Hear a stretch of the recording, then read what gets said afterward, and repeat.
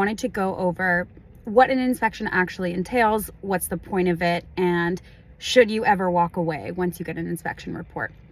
So an inspection is typically written into the subjects of a contract. It just means that somebody comes in, an expert, and reviews your home, interior, exterior, the roof. They look at your hot water tank. They search for any water damage, etc., etc. It's like a 2-hour event, sometimes more depending on the size of the property. And they end up giving you a report, which is many, many pages of information. And a good inspector should review the report with you. Fantastic. So that got me to thinking, what are some things that you might see in that report that you would walk away from, which means that you would not remove subjects on your offer and the deal would fall through. One key thing that Jeremy and I both want to note about inspections and what happens in that and the purpose of them is to actually find out whether or not there's a defect in the property that would impact the property's use or value. Some people think that when they're getting an inspection, it's like a shopping list that they're going to return to the seller and ask them to fix. And that's not always the case.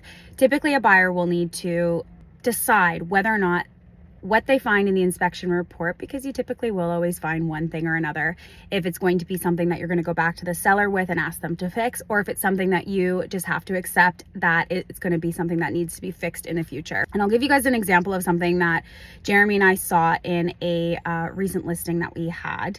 So our listing had poly-B piping, polybutylene piping, and that's piping that was in older homes up until like 1996 that we don't use anymore because it had issues with leaks overall. And the home that we were selling had polybutylene piping. We disclosed that, the information was there. Our seller had actually replaced majority of the poly-B piping that was in the home, but there was some hard to reach places that were not replaced yet. So when the buyer came in and they did an inspection, their inspector said that they should get all of the polybutylene piping replaced by the seller.